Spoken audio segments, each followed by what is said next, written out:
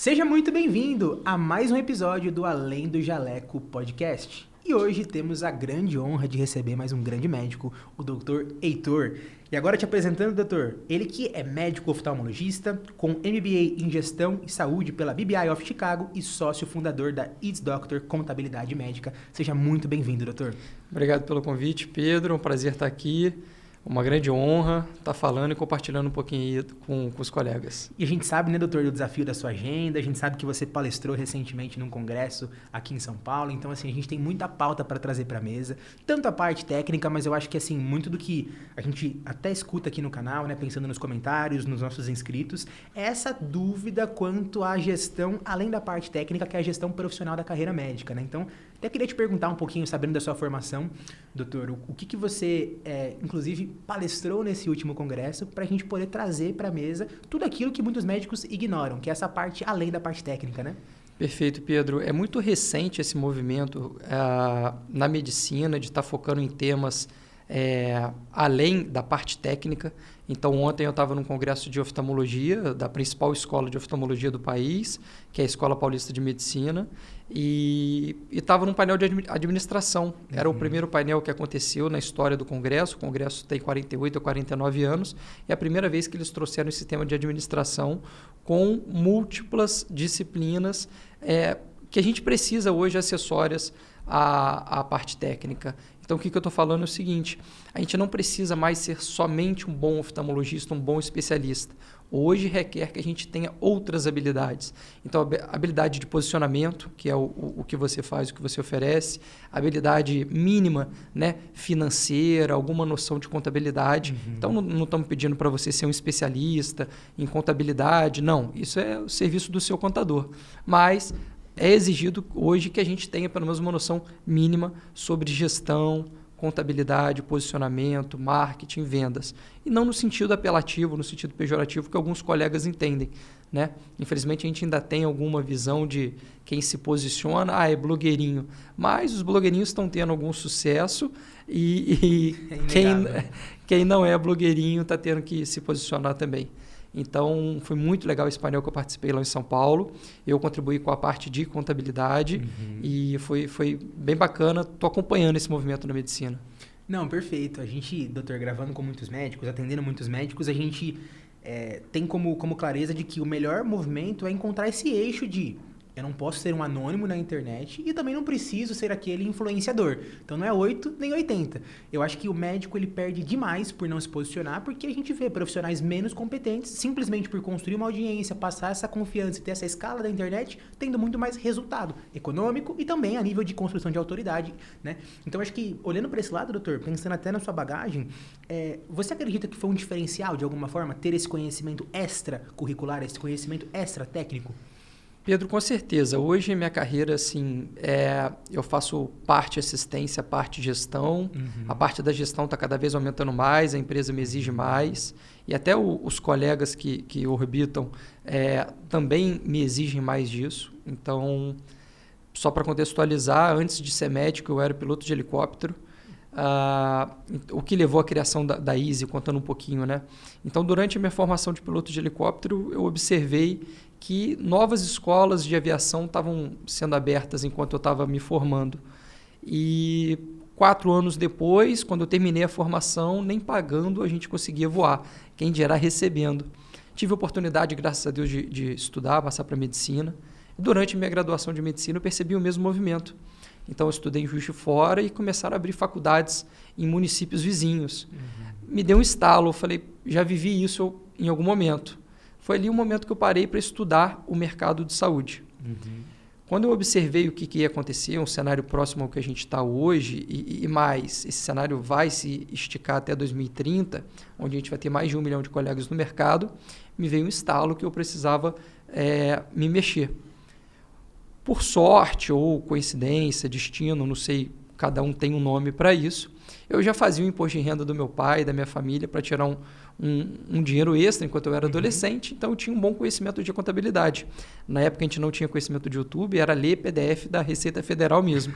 Vários PDFs de 300 páginas para não errar a declaração da minha família, e eu consegui tirar aquele extrinha que eu tirava uma vez por ano, que para mim fazia muita diferença naquele momento.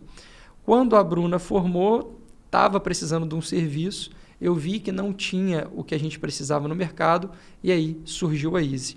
Eu estava no meio da faculdade ainda, e aí eu fui equilibrando os pratinhos, a criação da empresa, ainda muito no início, conceitos mais básicos de empreendedorismo, apesar de eu sempre ter sido um entusiasta no tema de empreendedorismo. Naquele momento eu ainda não tinha muita experiência.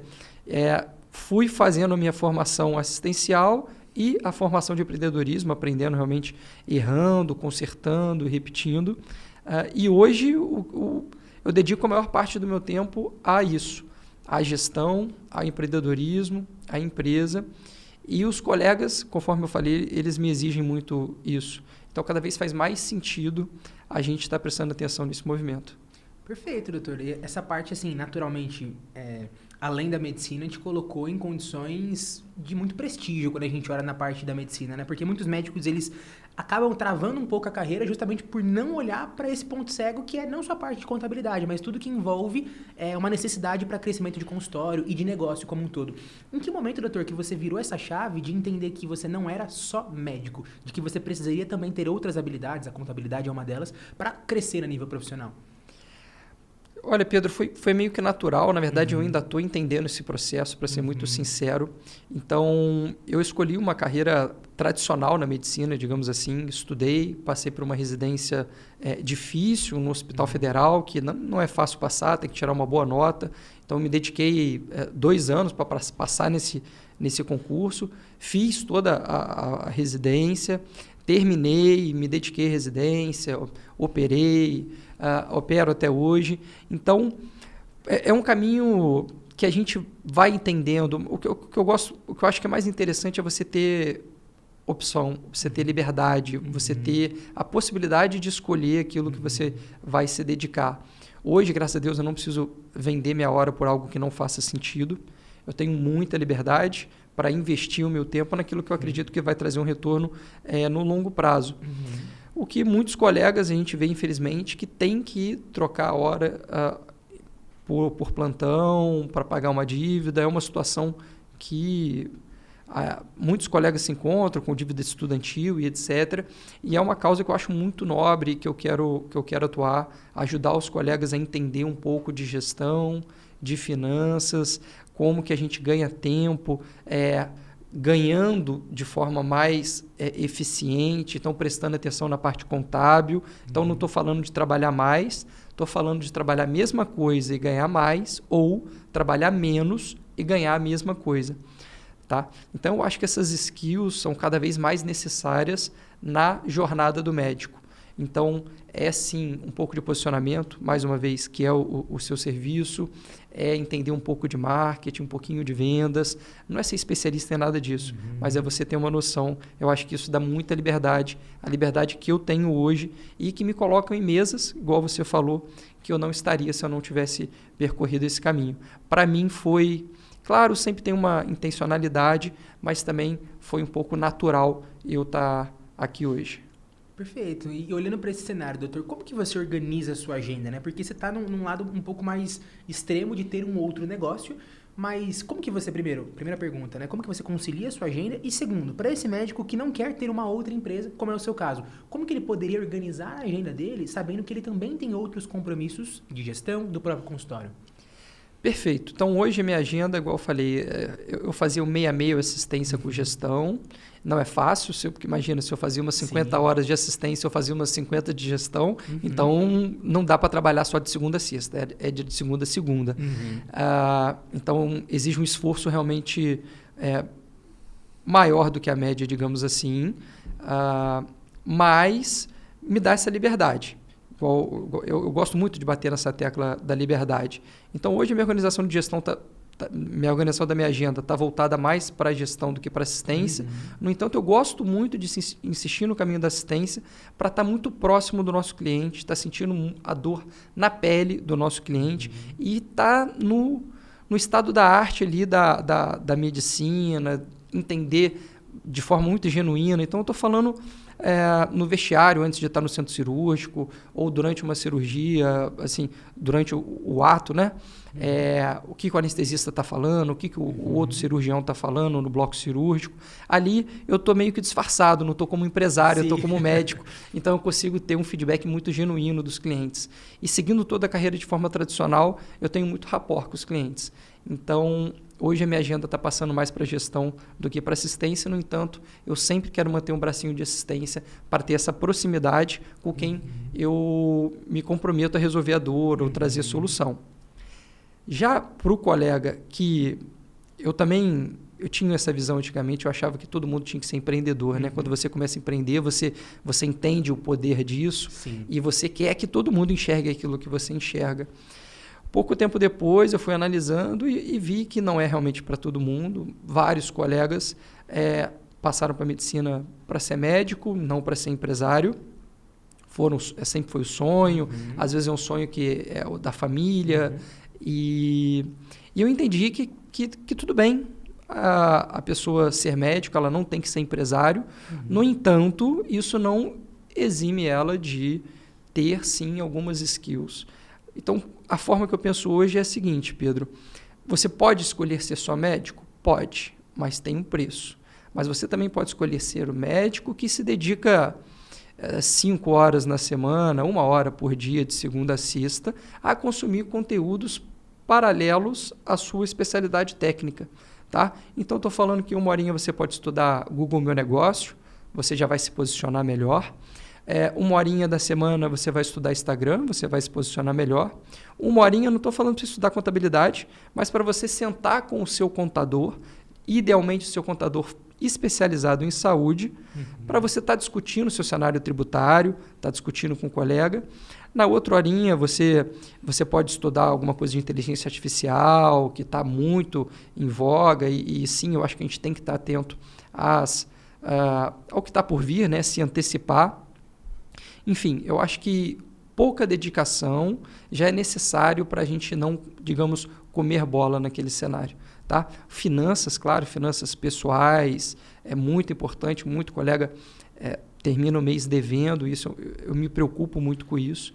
Então, não estou falando para ninguém ser empresário, ninguém fazer MBA, eu acho que não é para todo mundo. A medicina é muito linda, a gente impacta muito a vida e consegue ter um resultado muito bom. Pouco é necessário a gente aplicar um Pareto ali na rotina de um colega, 20% do resultado ter 80% do esforço. Tá? No empresário, o jogo a gente procura 99% do resultado. A gente tem que ser realmente muito eficiente. Mas para o colega, eu acredito nesse Pareto aí. Perfeito. Então, no fundo, é sobre conciliar essas habilidades, né, como um ponto ali de suplemento, vamos colocar assim, para a profissão, porque você mesmo citou nesse episódio, né? Mais colegas estão sendo formados. Se a gente não tiver esse olhar no que tem por vir, a tendência é a gente virar mais do mesmo aqui, né? E até queria te perguntar, doutor, nessa questão de posicionamento, né? A gente conversando aqui nos bastidores, você comentou que tem muitos colegas ali que têm uma birra realmente de olhar para essa parte de posicionamento e são anônimos no digital. Qual que é o risco disso na sua visão? Você acha que isso é uma ameaça? O que você vê?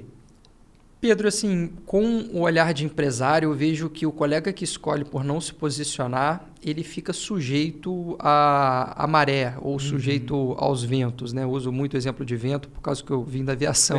Então, acho que ele fica meio que passivo ao movimento do mercado. Então, ele fica passivo se vai vir paciente ou não para o consultório particular dele. Ele fica passivo à saúde suplementar, aos planos, se vão descredenciar ele ou não. O colega que se posiciona, eu acho que ele escolhe um papel de protagonismo.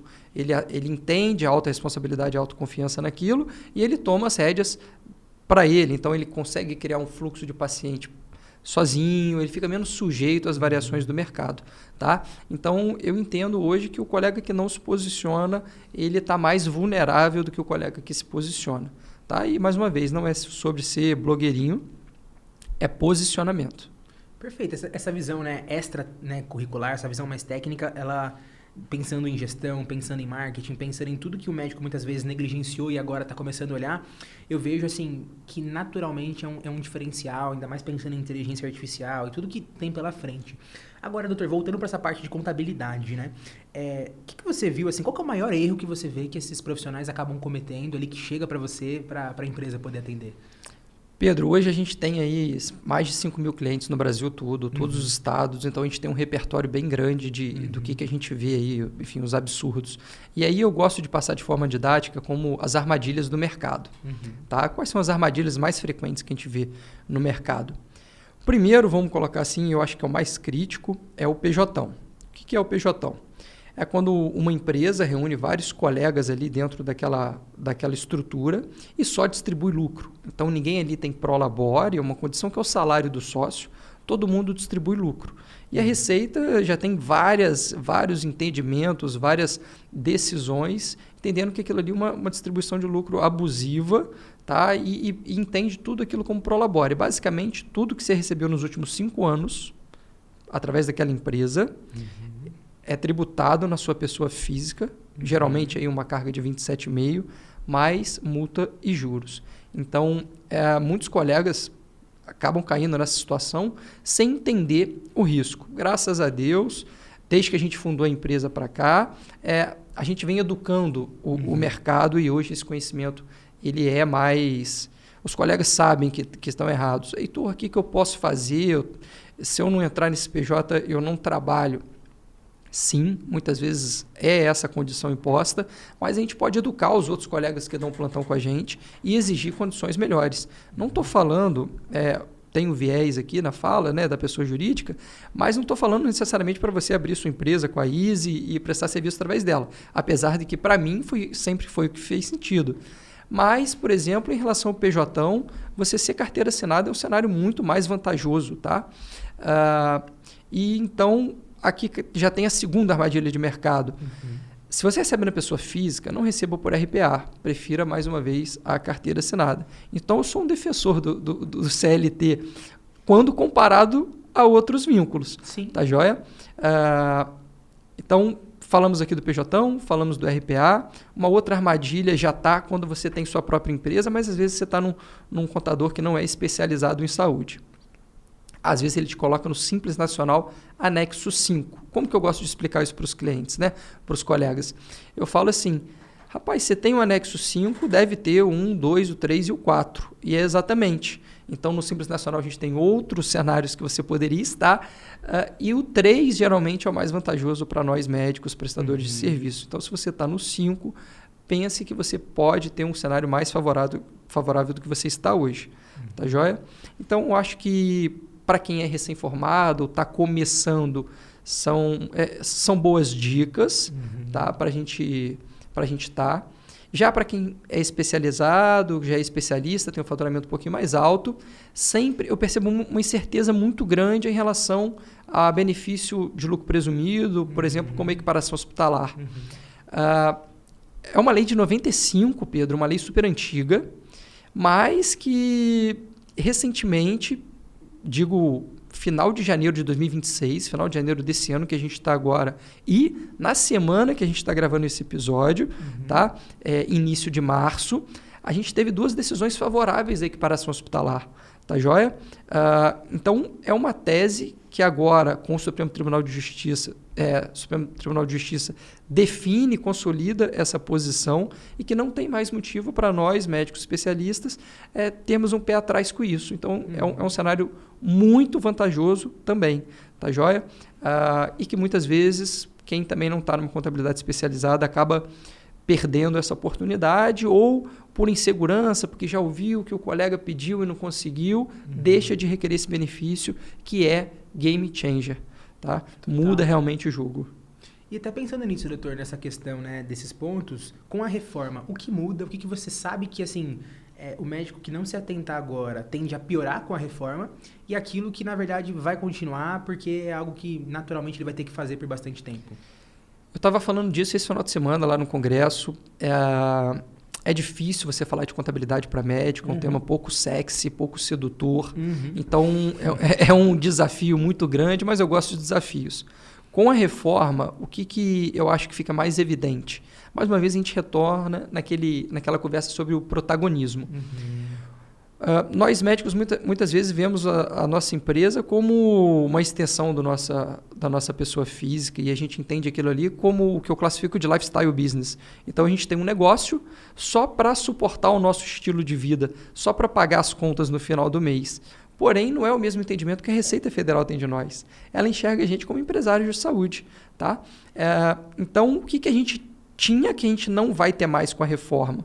A gente vai ser exigido de nós mais controle, mais organização.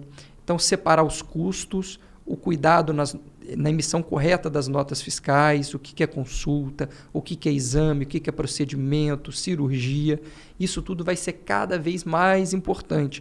Então, menos a gente vai poder ser negligente com a gestão da nossa empresa médica. Mas vai ser necessário um entendimento de que aquilo é um negócio de saúde, apesar da gente não enxergar dessa forma ainda. Para quem é empresário, no meu caso, no seu caso, isso é muito óbvio, né? Sim. A gente vê ali as rúbricas da DRE e toma cuidado com cada uma delas. Mas para os médicos, então eu vejo os dois lados, isso não é tão óbvio, tá? Para os colegas. Então, me preocupa muito a reforma, tá? Até me fazendo me posicionar na internet para ajudar os colegas aí nesses próximos 5 anos turbulentos que vão estar para vir. A reforma não é um texto escrito em pedra, ela está em constante transição, está em movimento, é tipo a medicina, em todo momento surgem novas evidências, então a gente tem que estar junto com uma contabilidade especializada para estar dando suporte com a gente nessa parte. Então, principalmente é isso. Então, a gente vai ter um aumento de carga tributária e vai exigir uma organização maior, uma autorresponsabilidade maior de nós, médicos empresários, com a reforma. Tá? Porque senão a carga tributária vai ser maior do que já está proposta na lei. Tá joia? Então, agora é hora da gente se organizar, separar tudo direitinho, as notas, não dá mais para errar nota, então tem que treinar time, tem que sentar com a contabilidade e conversar, porque vai ser cada vez mais importante. Perfeito, doutor. E ó, você que está em casa, você que é médico, vou perguntar para o doutor aqui agora. Qual que é a primeira coisa que essa pessoa que tem tudo bagunçado, nunca olhou para isso, quando olhou deixou na mão de contador, que não está olhando para melhor eficiência tributária, o que ele tem que fazer hoje sabendo desse cenário, doutor? Pedro, eu acho, sendo muito honesto, eu acho que ele tem que buscar ajuda, igual o paciente busca ajuda para perder peso, eu acho que ele tem que ter alguém que ele confia. Eu acho que a gente tem que envolver, fazer uma tomada de decisão junto. Mais uma vez, traçando paralelo, o paciente tem que querer ser tratado. Não dá para ele não seguir o tratamento proposto por nós. Nós médicos, a gente sabe como que isso é frustrante. Então, eu como sócio de uma empresa de contabilidade, eu sei também como é que é frustrante a gente tentar ajudar aquele cliente e ele não se organizar. Então, o primeiro passo, eu acho que é buscar ajuda de alguém para estar dando esse suporte tributário e financeiro, querer dedicar algum tempo a essa organização e entender a importância dessa organização, como que isso vai impactar na sua vida no longo prazo. Então, eu estou falando de 1, 2, 3, 5, 10, 15 anos num cenário tributário mais vantajoso, você operando com uma margem melhor, você tendo melhores condições de vida mesmo, que eu estou falando, sobrando mais dinheiro no fim do mês, você podendo trabalhar menos. Então, isso que eu tento trazer a importância, né? Assim, na prática. Então, cuidar de contabilidade não é só número, não é capricho, é liberdade, é protagonismo. A gente cuidar do nosso posicionamento não é capricho hoje em dia, é necessário. Então, é mais uma habilidade que é exigida no mundo de hoje, que as coisas acontecem tão rápido. Maravilha. E olhando para esse cenário, doutor, sabendo então que essa pessoa já entendeu a importância, olhando para a empresa hoje de contabilidade, né? Qual que é o perfil ideal de parceiro, de cliente que vocês têm, que vocês conseguem mais apoiar, mais ajudar, mais ser útil? É alguém que nunca olhou para isso? É alguém que já vem olhando, mas não está conseguindo ter melhor eficiência? Qual que é esse cenário mais favorável para vocês? É o colega que quer melhorar, que tem um nível de consciência da importância, e aí, mais uma vez, a parte técnica é com a gente. Vira o jogo, né? Nós, da contabilidade, somos os detentores do conhecimento técnico e a gente compartilha a tomada de decisão com o nosso cliente ali, que é como se fosse desempenha um papel quase que de paciente nesse momento. Tá? Então, a gente toma essa decisão junto. E quem quer melhorar, engaja no nosso tratamento proposto, fazendo aqui um paralelo, e tem ótimos resultados. Tá? E o que a gente quer trazer aqui não é fazer ninguém especialista em contabilidade, é dar liberdade para o cara focar na carreira dele, e crescer o consultório, transformar numa clínica, no hospital, entendendo que aquela parte que compõe não é a mais importante, mas também é importante, da contabilidade está sendo bem cuidada, ele está no melhor cenário e que isso sim é importante. Não sei se você gosta de Fórmula 1, sim, mas eu estava vendo benchmark de pit stop de Fórmula 1. Em 1990, o benchmark era 8 segundos. Vou falar a ordem de grandeza redonda. 10 anos depois, 2000, era 7 segundos. Em 2010 foi em torno de 4 segundos. 2020 foi em torno de 2 segundos. E agora o benchmark é mais ou menos 1,8 segundos. Então, é esse paralelo que eu trago na nossa carreira médica, né, que eu traço. A contabilidade é o cara que troca um dos pneus do carro. A sua agência de marketing é o que troca o outro. E então você tem que jogar com as regras do pit stop. Você tem que correr a corrida com o benchmark do ano que você está. Né? Não adianta você operar como fazia pit stop em 1990. Você não vai chegar numa boa posição na corrida. Não vai performar. Então, a contabilidade, eu gosto, né, de pensar dessa forma. É quem troca um pneu, a agência de marketing é quem troca o outro, o consultor financeiro é quem troca o outro, mas sabendo que a gente está cercado de boas pessoas. E para isso a gente tem que entender também um pouquinho de cada uma dessas etapas. Não é ser especialista, não é ser o mecânico, afinal nós somos o piloto. Mas ele tem que entender um pouquinho. Maravilha, isso traz uma visão desse repertório, né, que está por trás desse carro na pista, tem toda uma equipe olhando para isso, né?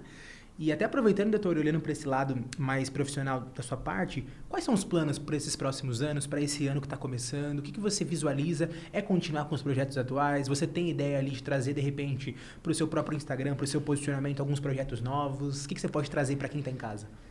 Pedro, tenho certeza assim, que é muito importante eu me posicionar no meio dessa reforma. Eu vejo que os colegas estão muito perdidos, então 2026 vai ser um ano que eu quero começar a me posicionar em relação a isso, para ajudar os colegas. Referente à reforma tributária, referente a finanças, referente à governança, eu fico impressionado como colegas excelentes tecnicamente, grandes empreendedores e empresários que faturam milhões nas suas clínicas, redes de clínicas ou até hospitais, e às vezes o cara não sabe o que é um DRE, às vezes o cara não sabe o que é governança e o impacto isso traz no negócio dele. Então, eu penso muito em formas de ajudar o colega a ter uma gestão um pouco mais profissional no momento que ele já atingiu algum certo nível de crescimento. Então, a gente vai continuar com o nosso propósito, que é ajudar todos os colegas do Brasil todo através da contabilidade.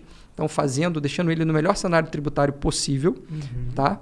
Do início da carreira dele, então, ou seja, de recém-formado até ele ter aquela grande clínica, aquela rede de clínica e realmente ser um grande empresário. Então, o meu comprometimento é o mesmo, a minha missão é a mesma, eu só vou sofisticando de acordo com os nossos clientes vão exigindo.